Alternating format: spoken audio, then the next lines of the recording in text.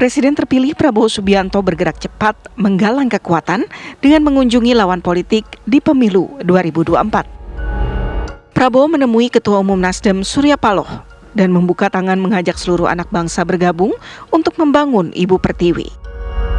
Kedatangan Prabowo disambut Ketua Umum Partai Nasdem Surya Paloh dan jajaran elit parpol. Prabowo Subianto dan Surya Paloh pun melakukan pembicaraan khusus dalam ruangan.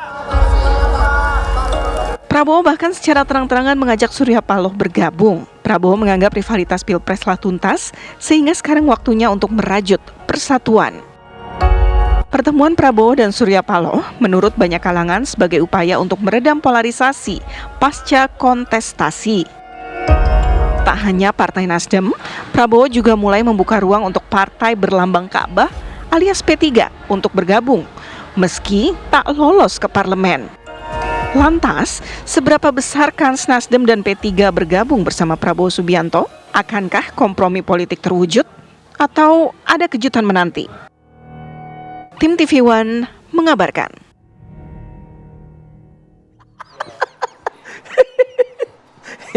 Ini menarik nih ya. Iya.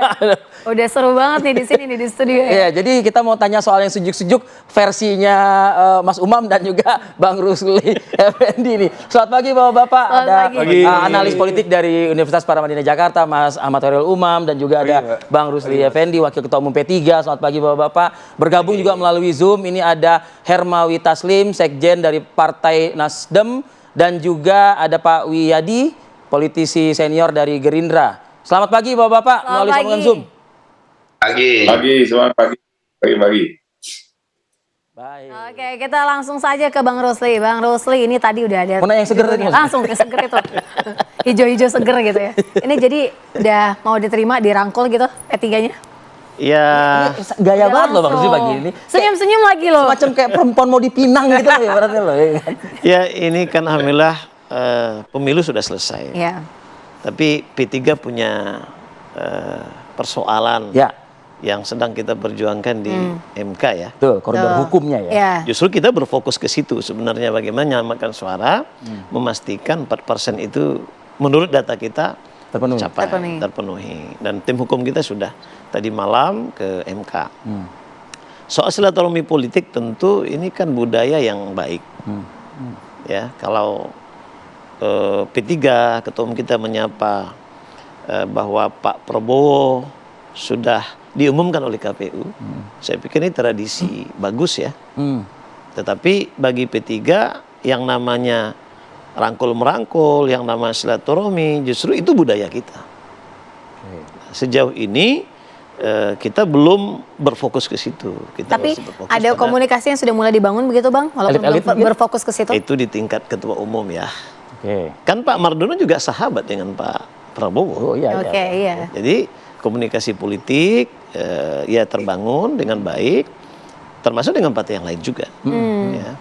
Oleh karena itu untuk komunikasi politik itu gawenya Pak Ketua Umum kita.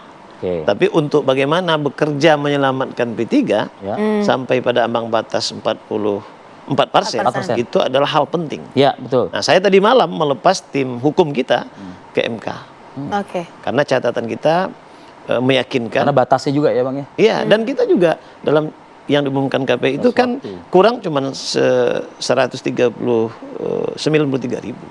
Jadi kecil sekali, sementara data yang kita miliki itu ada 200.000 lebih.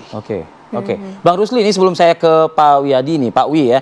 Bang Rusli, mungkin perlu juga ditiru langkah Nasdem gitu ya Bang Rusli ya. Dalam artian ucapkan aja dulu lah mungkin gitu loh sesuatu gitu kan. Apapun lah ya pokoknya ucapin dulu. Nah, besoknya biasanya didatangin tuh Bang Rusli gitu loh.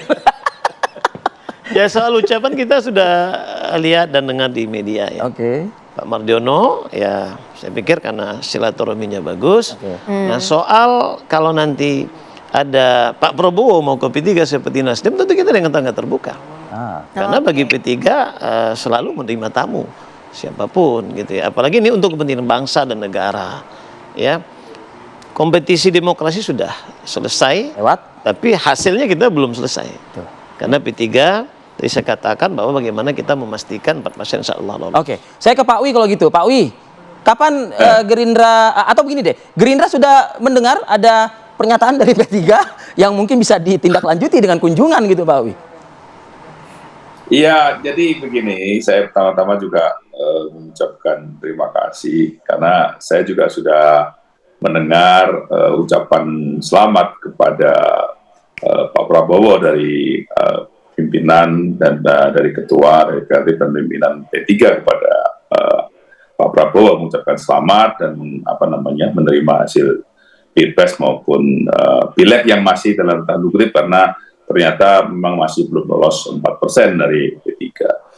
Dan ini memang merupakan satu hal yang kita sama-sama tahu dari sejak awal Pak Prabowo selalu mengajak seluruh elemen bangsa untuk bersama-sama membangun negara ini. Dan Pak Prabowo sendiri juga selalu menyatakan bahwa satu musuh terlalu banyak, 1000 kawan terlalu sedikit. Artinya memang ini adalah memang Pak Prabowo ini menginginkan adanya kebersamaan dalam suatu membangun negara ini bersama-sama elemen bangsa dan menyelesaikan pemilu sudah selesai, artinya penghitungan suara sudah selesai. Kalau permasalahan adanya masalah-masalah yang masih belum selesai dalam masalah hukum dengan MK itu memang karena diatur dalam undang-undang pemilu. Dan kalau kami melihat bahwa niat daripada P3 yang saat ini memberikan selamat dan juga bagaimana ke depannya memang ini kita dalam dalam jangkauan kita untuk ke depannya apakah memang kita bersama-sama bisa berkoalisi. Jadi dalam hal ini memang kita sudah melihat bahwa dengan Nasdem yang pertama juga sudah bahkan sudah bertemu antara Pak Prabowo dan Pak Surya Paloh dan saya kira satu hal yang langkah-langkah positif kita semuanya bahwa inilah yang menjadi payung besar rekonsiliasi kita karena pada saat Pilpres itu kita melihat adanya bagaimana polarisasi terhadap masyarakat yang mereka sudah mengarah kepada permainan masalah SARA dan segala macam itu kita bisa redam dan kita saat ini dengan selesainya pemilu selesai. Kita sekarang tujuan kita adalah membangun negara ini. Jadi ini adalah merupakan platform daripada Pak Prabowo yang kita inginkan bahwa kita ingin membangun negara ini dengan bersama-sama. Oke, kita dengarkan kalau dari Bang Hermawi sendiri bagaimana? Apakah Nasdem ini masih terus sama statementnya, menunggu dulu proses hukum di MK, jadi belum buru-buru banget, atau sudah diputuskan hari ini berubah gitu ya? Ya udah deh kita rapat atau kita berkomunikasi politik secara intens, mengingat Prabowo dengan Surya Paloh juga kan tidak saling kenal ya, sangat-sangat bersahabat begitu. Ya, jadi sebelumnya saya mau cerita dulu tahun lalu kami ke Hambalang, Pak Surya memimpin rombongan Nasdem ke Hambalang. Kita hampir seharian di sana membalas kunjungan Pak Prabowo ke Nasdem Tower. Waktu itu juga Pak Prabowo mengajak Pak Surya. Waktu itu Pak Surya mengatakan pertemanan kita 40 tahun harus terus kita langgengkan dan kita sudah memilih jalan sendiri-sendiri. Biarkan saja berjalan terus sambil kita merawat persahabatan. Nanti pada saatnya kita akan bertemu kembali bersama-sama membangun bangsa. Itu poinnya. Nah kemarin itu diulangi lagi. Diulangi oleh Pak Prabowo dan diulangi oleh Pak Surya. Posisi Nasdem hari ini, yang pertama kami bagian dari tim hukum Amin.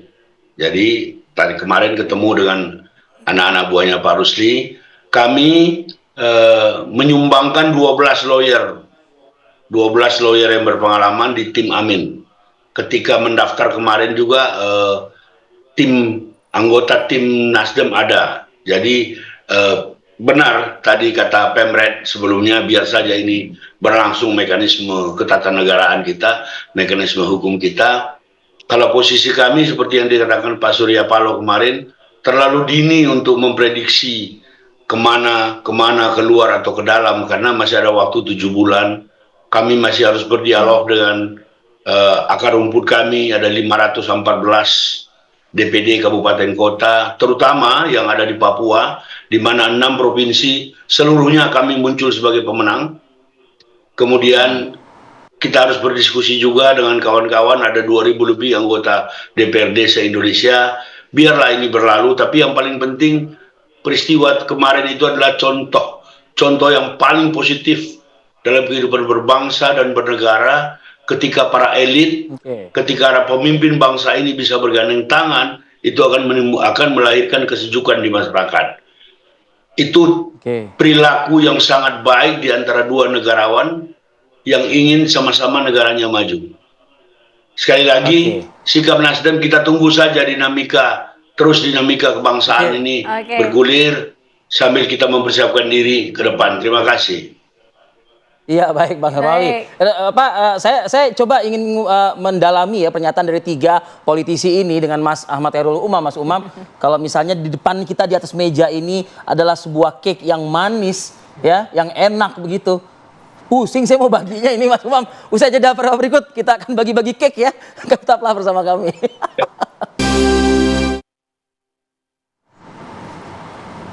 Iya, kita lanjutkan. Kalau dari Mas Umam sendiri melihatnya seperti apa nih? Tadi kita sudah sama-sama mendengarkan. Ada yang masih oke, kita fokus dulu ke ranah hukum. Komunikasi politik bisa terjadi tapi belum saat ini gitu kan. Tapi udah ngucapin, udah ngasih tanda-tanda yang luar biasa akrabnya gitu.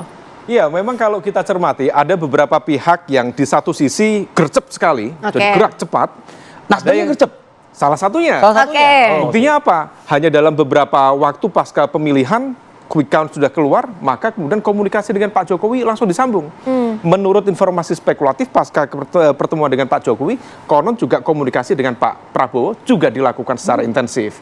Jadi pertemuan kemarin itu sebenarnya bukan sesuatu yang tiba-tiba, tetapi hasil dari operasi politik yang sudah dilakukan secara intensif pasca pertemuan dengan Pak Jokowi dan kemudian kemarin muncul itu. Jadi ini gercep sekali. Ada di sisi lain yang agak malu-malu kucing. Jadi ya sifatnya menyampaikan selamat, tetapi kemudian ada juga yang belum. Nah, kenapa hal itu terjadi? Saya pikir ada 2 hal, Mas. Di satu sisi, Pak Prabowo sendiri juga akan sangat membutuhkan politik akomodasi. Karena bagaimanapun juga per hari ini elemen kekuatan 02 itu praktis akumulasi di angka 42-45%. Dan dalam konteks stabilitas politik pemerintahan ke depan, Pak Prabowo kalau misalnya nanti kemudian dilantik sebagai the newly elected president, maka dia membutuhkan minimal, kalau pengalaman dari Presiden SBY, Presiden Jokowi di awal, minimal 60% di parlemen. Di setgap dulu? Di setgap bisa sampai sekitar 70%. Bahkan kalau misal Pak Jokowi 80%, sekarang bahkan 90%. Nah, kalau misal kemudian itu di realitasnya seperti itu, maka presiden baru ini akan membutuhkan political dependency, akan memiliki political dependency yang tinggi. Tingkat ketergantungan terhadap partai-partai baik pengusung, termasuk partai-partai di luar koalisi untuk masuk. Karena bagaimanapun juga kalau misal itu tidak dihadirkan, maka impact-nya bisa kemana-mana, terutama dalam fase transisi kekuasaan di 1 tahun awal, supaya kemudian tidak terjadi turbulensi dan lain sebagainya. Nah, tetapi rasa-rasanya memang politik akomodasi akan dibuka terus, dan yang dilakukan oleh Nasdem ini salah satu adalah sebagai sebuah ekspresi sikap realistis. Karena bagaimanapun juga PHPU yang diajukan oleh Anies Baswedan dan juga Muhaimin Iskandar memang takarannya juga cukup matang. Di kubu 03 Mas Ganjar CS, Pak Mahfud juga mengajukan di PHPU juga cukup matang. Tetapi kalau misalnya kita merujuk ya di pasal 286 Undang-Undang 7 2017 membuktikan TSM itu memang membutuhkan kompleksitas data, bukti yang sangat luar biasa. Di 50% provinsi se-Indonesia. Dan angka itu, kalau misal terlebih lagi, gap suaranya terlalu tinggi. Bahkan lebih tinggi dibanding PHPU di 2014-2019. Karena gabungan dari suara 01 dan juga suara 03 dengan suara 02 itu masih ada 16%. 16% dari 204 DPT se-Indonesia di pemilu kemarin, maka ada sekitar 32,5 juta yang harus dibuktikan dalam durasi 2 minggu PHPU di MK. Jadi kalau dalam bahasa Pak Asmuni, Bang, itu hil yang mustahil. Atau hal yang mustahil. Meskipun saya juga paham, ini teman-teman di kubu 01 dan juga kubu 03, konteksnya rasanya bukan soal kalah menang di MK, tetapi bagaimana kemudian melakukan evaluasi secara terbuka terhadap faktor-faktor yang diduga sebagai bagian dari apa yang mereka yakini sebagai sebuah pelanggaran dan sebagainya. Mas Umam, lagi-lagi Mas yang tadi saya spill sedikit begitu ya. Ya kita hormatilah proses PHPU yang koridor hukum ini, tapi lagi-lagi jalinan komunikasi ini kan juga harus semakin intens begitu ya. Apalagi kan dibutuhkan baru mencapai kurang dari 50% Pak Prabowo dengan koalisinya. Tapi kan lagi-lagi yang dijual oleh si pemenang ini adalah yaitu berbagi kue ini atau berbagi kekuasaan ini begitu. Ya, itu bagian dari sebuah pola kompromi dan negosiasi dalam konteks politik praktis sebagai respon atas kebutuhan itu. Dan di saat yang sama, seperti yang dilakukan oleh Nasdem, kalau misal tadi Pak Hermawi Taslim mengatakan masih terlalu dini untuk menentukan rasa-rasa ini udah ditentukan, Nasdem udah positif check in ini. Nah, oleh karena udah login dia, udah login. Sudah login. Udah login dia. Ibaratnya dalam konteks koalisi sudah baca syahadat ini. Waduh. Sudah deklarasi. Meskipun kemudian dilakukan upaya untuk menunjukkan ini masih berada di tengah ini. Itu adalah bagian dari sebuah face saving strategy.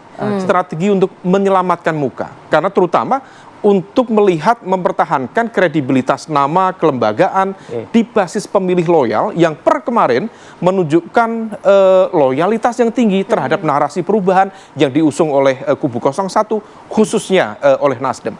Dan kalau misalnya kemudian kita cermati ada beberapa respon yang cukup unik kemarin ya, cukup beragam, mulai dari kemarahan sebagian sel-sel kubu 01 yang menurunkan bendera Nasdem di sejumlah titik di kantor ya koalisi. Tapi tegas tadi Pak Hermawi sudah mengatakan kita masih bagian dari tim hukum, amin katanya begitu. Ya, itu bagian tadi dari face saving strategy supaya kemudian reaksi publik yang negatif bisa terminimalisir. Tapi kalau misal kemudian kita cermati polanya, langkahnya, ini udah jelas, ini udah lock in. Apa jangan-jangan mungkin kita langsung tanya aja ke Bang Hermawi ya. Bang Hermawi, jangan-jangan begini, ini tidak secara terang-terangan seperti yang Mas Umam katakan bahwa sudah lock in gitu ya, sudah masuk, tapi karena masih menahan rasa PKS gitu ya, masih menjaga perasaan PKS, kemudian di lini-lini bawah juga harus diredam dulu, pelan-pelan diomonginnya baik-baik gitu. Gimana Bang? Nah, jadi seperti saya tegaskan tadi, ini kan harus dikomunikasikan dengan seluruh stakeholder Nasdem, dan kita masih punya waktu 7 bulan. Mas Umam ya selalu begitu, namanya pengamat ya kan, biasa aja itu. Jadi sikap kami masih seperti yang kemarin, yang seperti dikatakan oleh Pak Surya, terlalu dini untuk memastikan, menegaskan posisi karena dinamika kebangsaan ini terus bergulir. Tapi yang saya mau garis bawahi adalah apa yang terjadi kemarin itu contoh positif dan baik, terutama terhadap anak-anak muda, bahwa ada saatnya kita bertanding, ada saatnya kita bersanding untuk apa? Untuk membangun bangsa. Bahwa nanti posisi di luar di dalam itu kan cuma lebih kepada hal-hal yang teknis saja. Tapi yang penting komitmen kebangsaan kita harus tetap teguhkan, menjaga kebinekaan, menjaga pluralisme bangsa ini, itu jauh lebih penting. Persatuan dan kesatuan kita jauh lebih penting. Memang kemarin Pak Prabowo juga ada menyinggung betapa pentingnya pemerintahan yang kuat. Tapi kita meresponnya seperti yang saya katakan tadi, karena waktu pertemuan dengan Pak Surya di lantai 22 saya juga ada. Pembicaraannya lebih kepada bagaimana bergandeng tangan bersama-sama dengan posisi dan talenta masing-masing memberi yang terbaik buat bangsa. Pak Prabowo berkali-kali menekankan betapa pentingnya persatuan elit. Itu benar, jangan kita suruh-suruh rakyat bersatu, lalu pimpinan di atas cakar-cakaran. Jadi saatnya sekarang satu kata dan perbuatan. Pimpinan harus bersatu, bergandeng tangan, apapun perbedaan pasti ada. Mari kita kecilkan perbedaan kita. Saya kira demikian. Baik. Ya, Bang Rusli, ibarat kata kan kalau proses tawar-menawar itu kan what do you want, what do I get, kan gitu ya Bang Rusli ya. Nah ini P3 gimana menafsirkan kata tersebut begitu? Ini judulnya ini kan bagus sekali ya. Berarti waduh, kode Prabowo jawaban nih. Dan ini membuktikan jiwa besarnya Pak Prabowo, yang membuktikan ketika kampanye bahwa kalau dia terpilih, dia akan rangkul semua pihak. Gitu ya. Ke Nasdem aja datang loh. Ya, tidak mustahil juga beliau datang ke P3. Dan bagi kita terbuka saja ketika datang ke P3 atau ke tetangganya juga, tapi nggak usah dibahas itu. Ya. Udah kode ini, Vi. Itu nggak usah dibahas. Terbuka. P3 dulu. Silaturahmi kebangsaan dulu. demi bangsa dan negara. Ya. Tapi kita berbagi tugas. Itu soal komunikasi politik. Itu Pak Ketua Umum kita Pak Mardiono. Tugas saya secara khusus bagaimana mengawal di MK ini. Makanya tadi malam saya wakil Pak Mardiono melepas tim hukum yang dipimpin oleh Pak Awi. Ya paralel lah itu Bang ya. Iya kan? Untuk mendapatkan apa? Untuk mendapatkan kepastian hukum. Ini suara ini harus kita kawal. Jadi hukum itu kan ada dua. Ya, sekalipun saya bukan orang hukum, tapi saya belajar juga. Ada hukum yang sifatnya prosedural. Itulah yang mengatur bagaimana 4% minimal sampai ambang batas. Tapi ada yang lebih pada itu adalah aspek hukum substansional gitu ya. Apa itu? Menyangkut keadilan, menyangkut kepastian hukum, menyangkut kemanfaatan. Jadi P3 dipercaya oleh rakyat pada pemilu lebih 6 juta menurut catatan kita. Tapi berdasarkan pengumuman KPU baru 5.800.000. Tapi nggak ada masalah kan dengan pola koordinasi komunikasi dengan sesama mitra di koalisi Ganjar Mahfud? Bila mana P3 login dengan... Ya, artinya ini hal yang simultan. Jadi Ketua Umum bangun komunikasi politik, ya saya mengawal bagaimana di MK ini. Sehingga kita bagaimana menjaga satu suara yang diberikan oleh rakyat ini terjamin, karena itu kita di MK. Dan insya Allah, saya tutup pantun dulu. Belum berakhir. Bukan berakhir. Ini soal MK-nya. Ke pasar Semarang membeli semangka. Cakep. Semangka dijual oleh Pak Usen. Bukan sembarang pergi ke MK, tapi memastikan insya Allah 4%. Baik, adakah balasan pantun dari Pak Wi? Mungkin usai jeda berikut, biar Pak Wi menyusun pantunnya juga. Gitu. Biar dipikirin dulu sama Pak Wi, terima kasih. Kami kembali saat lagi. Ya, kita lanjutkan. Kalau tadi Rivi bilang Pak Wi bikin pantun nih balasan dari Bang Rusli ya. Tapi kita nggak bahas pantun, kita bahas gini Pak Wi. Kalau misalnya dari Nasdem gitu kan masih oke, sudah menerima komunikasi politik. P3 juga tadi Bang Rusli bilang welcome gitu. Artinya kalau misalnya dari Gerindra sendiri melihat yang akan dirangkul itu PDKT politiknya seperti apa sih gitu? Ya, kami menghargai semuanya dan kita berkawan dengan semuanya. Dan ini adalah memang komunikasi politik yang kita jalin bersama-sama. Jadi intinya bahwa kita ini ingin bahwa pembangunan negara ini, pembangunan untuk masyarakat ini, pembangunan untuk rakyat Indonesia ini, dan kemakmuran rakyat Indonesia ini tergantung kepada kita semuanya, di mana kita bersama-sama. Apabila apa yang terjadi bahwa kita ini selalu ada suatu friksi, ada suatu diksi, dan kemudian ada sesuatu hal yang boleh dikatakan kita tidak sama, saling salah menyalahkan, dan kita juga selalu tahu bahwa itu sering terjadi, maka kita melihat bahwa pembangunan negara ini akan berhenti begitu saja. Kita melihat sekarang bahwa kesinambungan ini kita butuhkan.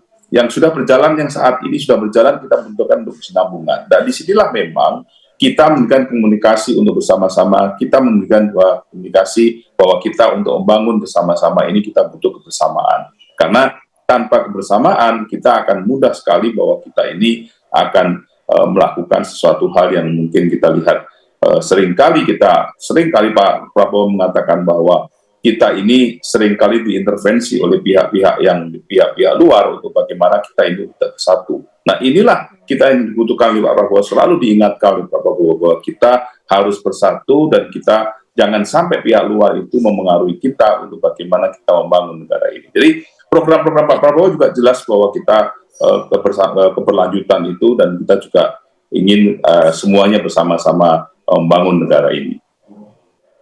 Baik, kalau Mas Umam mungkin ini sebagai penutup gitu Mas Umam. Tadi kan kita menyinggung juga ketika kita membahas soal apa kata redaksi begitu ya. Check and balances dalam sebuah pemerintahan kan penting ya? Sangat penting. Oke, tapi apakah check and balances itu agak nggak lazim dilakukan bila mana memang mereka ada di dalam pemerintahan juga? Gitu? Ya, memang dalam konteks model koalisi berbasis sistem presidensial, itu seharusnya memang partai-partai yang berada di bawah kekuatan presiden, itu seharusnya mendukung penuh kekuatan presiden, sehingga kemudian presidensialisme itu bisa kuat. Problemnya presidensialisme sebagaimana sering disampaikan oleh Scott Manwaring itu sebenarnya penelitian sangat klasik, tapi di berbagai negara ketika sistem presidensial diletakkan pada basis multiparty system seringkali chaos, dan ini terkonfirmasi di Indonesia. Maka ketika kemudian partai berada di dalam koalisi pemerintahan tetapi dia bermanuver, dia menjadi partikel liar yang tidak bisa dikendalikan oleh presiden, seringkali kemudian justru menciptakan sesuatu yang tidak produktif. Dan ini yang kemudian menjadi evaluasi serius. Misalnya dulu di fase pemerintahan Pak SBY, kemudian di fase awal pemerintahan Pak Jokowi, sehingga kemudian ada upaya dalam tanda kutip mendisiplinkan sekaligus menetralisir potensi-potensi manuver dari partai-partai itu. Nah, ini yang kemudian dalam konteks tertentu, konteks check and balances, ya menjadi sebuah problem. Di saat yang sama ketika kemudian kekuatan-kekuatan oposisi juga merasa kurang begitu optimal. Ada yang merasa tertekan, ada yang merasa dihantui oleh the invisible hand yang impactnya dari sisi hukum, politik internal, dan lain sebagainya. Nah, maka sangat menarik di beberapa kesempatan teman-teman Gerindra yang nanti akan menjadi the ruling party, ketika kemudian komitmen untuk memberikan ruang yang setara, yang aman, tidak ada yang kemudian dikriminalisasi dalam fungsi oposisi, karena juga menjadi bagian dari fungsi yang terhormat dalam sebuah ruang demokrasi, akan diberikan. Kalau misal itu kemudian dijalankan, saya pikir itu cukup positif. Tapi kalau misal kita merujuk pada pengalaman sebelum-sebelumnya, kalau oposisi dilemahkan, rasa-rasanya check and balances tidak banyak terjadi, dan yang terjadi justru sebaliknya. Autocratic legalism, proses yang ada di Senayan, yang ada proses legislasi, yang tidak banyak melibatkan meaningful participation dari masyarakat, itu yang akan lebih banyak terjadi. Dan ini yang kemudian menjadi ancaman demokrasi secara general ke depan. Kalau mengutip pernyataan dari Hermawis Taslim tadi, 40 tahun persahabatan, ya tentunya baik itu mau di dalam mau di luar, tidak akan melupakan persahabatan tersebut begitu. Terima kasih Bang Rusli Effendi, terima kasih Mas Ahmad Heru Umam, Bang Hermawi Taslim, dan juga Pak Wi, terima kasih waktunya. Selamat berakhir pekan untuk Anda semua. Terima kasih. Udah. Baik.